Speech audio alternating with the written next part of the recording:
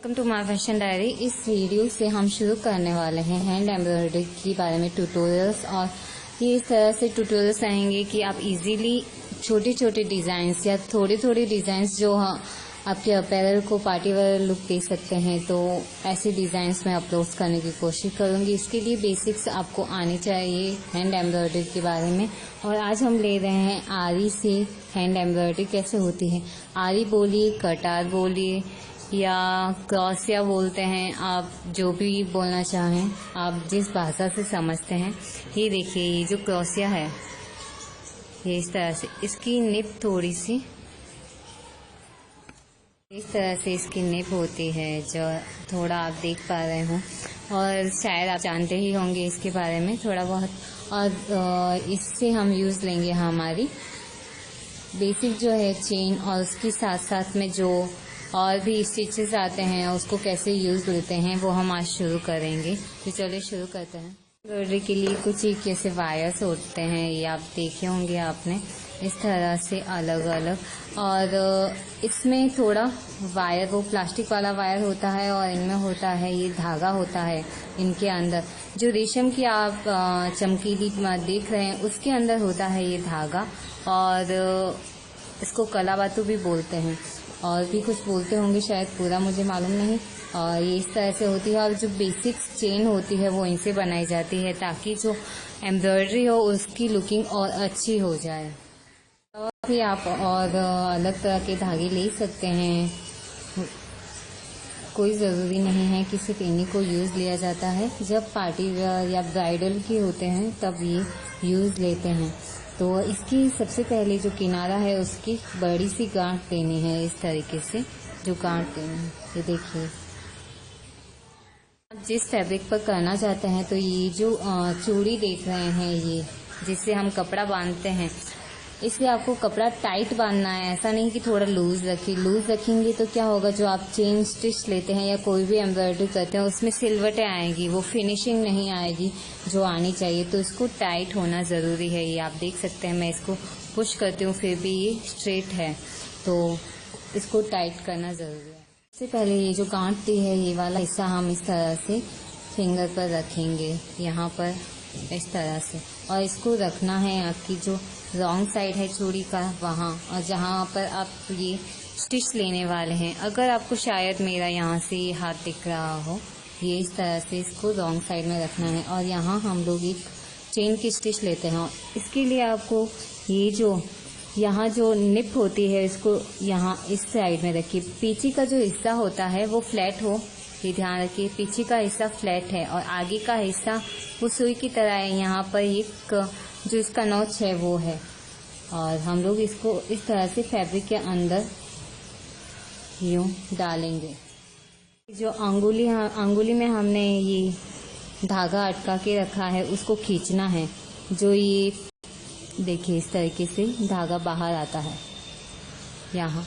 और ये ध्यान रखिए, इसके पीछे का हिस्सा वो फ्लैट है और आगे का हिस्सा है वो उसमें नॉच है। तो जो आगे का हिस्सा है वो धागे को पकड़ लेता है। जब इस तरह से हम लोग अंदर डाल के धागा खींचने की करते हैं, वो इस तरह से आता है। चलिए एक बार वापस देखिए।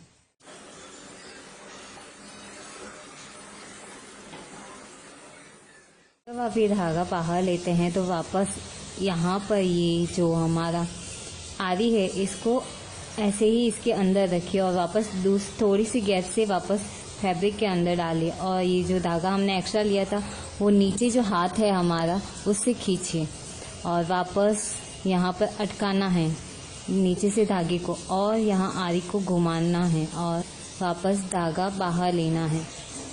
तो इस तरह से ये प्रोसेस आप करेंगी तो चेन बन जाएगी। दोबारा से करते हैं, और यहाँ पर जो चौक का निशान है वो मैंने कम किया है ताकि आपको बराबर से दिखे। ये यहाँ से आरी को अंदर डाला, धागा बाहर निकाला, और जब धागा निकालते हैं जो एक साइड की गांठ है वो यहाँ पर अटक जाती है।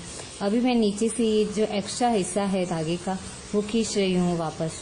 जितनी हमें चेन की गैप चाहिए वहाँ पर हम लोग इतने ही रखेंगे। अभी वहाँ जो धागा निकाला है उसके अंदर ही आरी रखी है हमने, और नीचे से वापस धागा खींचेंगे और कटार को घुमाना है। ये जो आरी है इसको कटार भी बोलते हैं, वापस घुमाना है। और इस तरह से वापस अंदर डालकर घुमाइए, अंदर डालिए, घुमाइए। तो आप जैसे ही घुमाएंगे तो धागा उसके अंदर से आ जाएगा बाहर। घुमाइए वापस, इस तरह से ही चेन करनी है, पूरी चेन ऐसे ही रहेगी।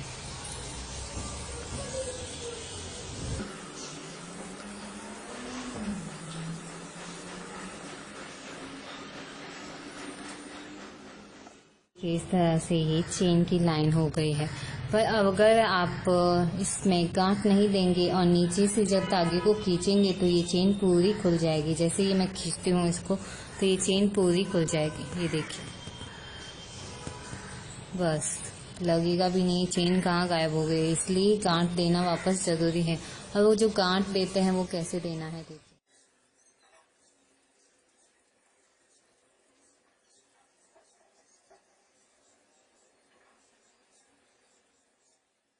इतना धागा मैंने बाहर लेकर आरी बाहर निकाल दी है। अभी क्या करना है, ये जो इस निकाला है हमने धागा, इसको ऐसे ही छोड़ दीजिए, ऐसे ही छोड़ देना है। वापस थोड़े से गैप से ये जो आरी है इसको अंदर डालना है और अंदर डाल के जब आप गांठ देते हैं तो ये जो धागा निकाला है थोड़ा सा ज़्यादा ही निकालिए।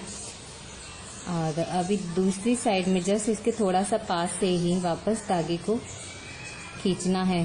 ये इस तरह से ये जब धागा लेते हैं तो ये आप देखेंगे कि ये हिस्सा थोड़ा थोड़ा कम हो जाएगा और आप इसको खींचेंगे। और नीचे से भी इसको जो पकड़ रखा है उसको लूज मत कीजिए, उतना ही पकड़िए। तो ये हमने जो एक्स्ट्रा धागा निकाला था वो अपने आप कम हो जाएगा।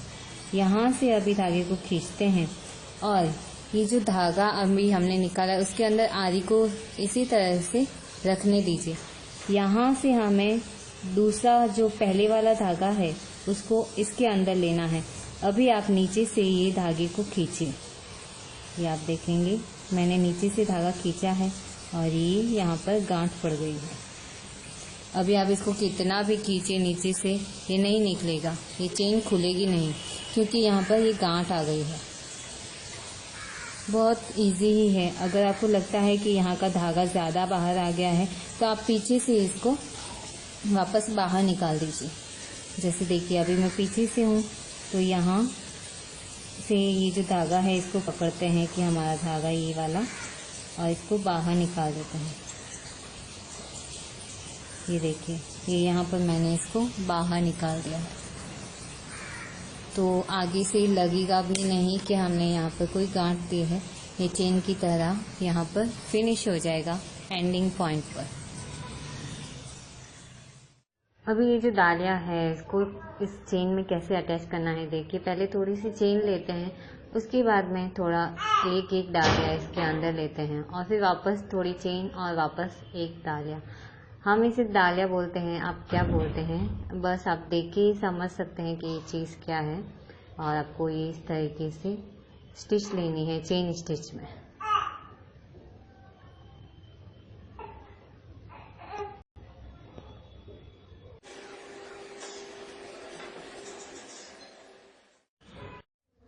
अभी यहाँ मोती को भी इसी तरह से अटैच करना है। और अब देखिए आप चाहें तो ये मोती को पहले आरी में डाल के रख सकते हैं और थोड़ी स्टिच के बाद में इस तरह से मोती निकाल सकते हैं। और अगर आप एक एक मोती लेना चाहें जैसे आपको कंफर्टेबल हो वैसे।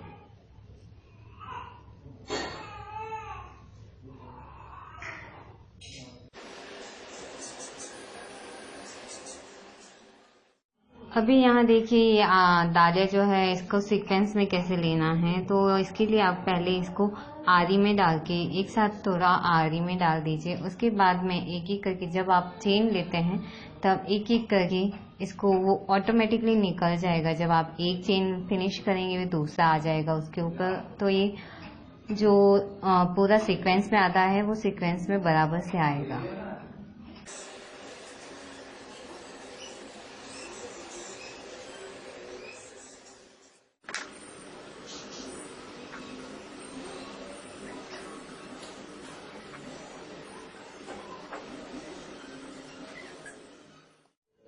अभी देखिए ये जो डालिया है इसको फ्लैट में कैसे स्टिच लेते हैं चेन स्टिच के साथ में। तो कुछ ज़्यादा नहीं है और बहुत इजी तरीके से ही है।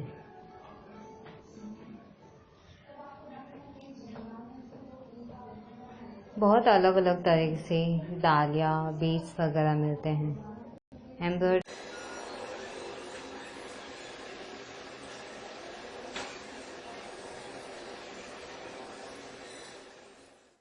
अभी देखिए ये मोती को एक साथ मतलब कि लगातार कैसे स्टिच किया जा सकता है।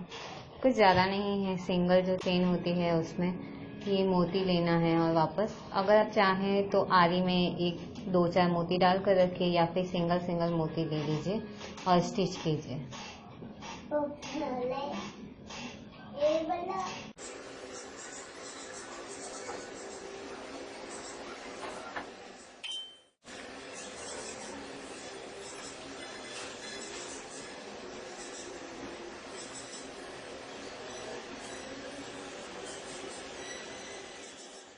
हमने कुछ अलग अलग स्टिचेस लिए हैं और ये बीड्स भी इस तरह से आप यूज़ कर सकते हैं। ऐसी बहुत तरह के बीड्स होते हैं जिन्हें हम यूज़ कर सकते हैं। बस बेसिक आपको आना चाहिए ये चेन स्टिच, और ये बहुत इजी है, इतना हार्ड नहीं है कि आप आरी से नहीं कर पाएंगे, आप इजीली कर पाएंगे। बस 1-2 बार आप ट्राई कीजिए। और जो ये पीछे फ्लैट का हिस्सा है आरी का, ये इस तरह से पीछे रहे और जो यहाँ पर ये नोच है यहाँ इसका, तो वो आगे रखिए। और फिर जब आप नीचे से जब धागा खींचते हैं तो इसको खींचने के बाद इसको थोड़ा सा घुमाइए। ये जो बीड्स अभी देखे हैं वो लगाना इजी है, इतना हार्ड नहीं है, और इनको फिर हम लोग अच्छे तरीके से डिज़ाइन में यूज़ कर सकते हैं और बहुत आप जो बना रहे हैं उसको और पार्टी वेयर लुक दे सकते हैं। और एक और बात, ये जो चेन स्टिच है आप सुई से भी ले सकते हैं, पर उसकी इतनी फिनिशिंग नहीं आती है और सुई से लेने से टाइम भी बहुत लगता है। तो आरी ज़्यादा अच्छी है, आप जब प्रैक्टिस करेंगे तो इजीली हो जाएगा।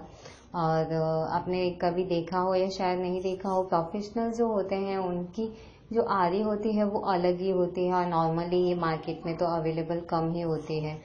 और वो जो चेन स्टिच या कोई भी एम्ब्रॉयडरी करते इतना फास्ट और इतनी फिनिशिंग के साथ होता है उनका काम कि आप देखते ही रहें।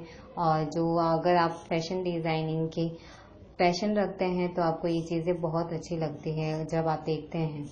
अब अगर आपको ये वीडियो पसंद आया है तो लाइक ज़रूर कीजिए, कोई सवाल है तो कमेंट कीजिए, सब्सक्राइब नहीं किया है चैनल को तो प्लीज़ सब्सक्राइब कीजिए। Thank you so much.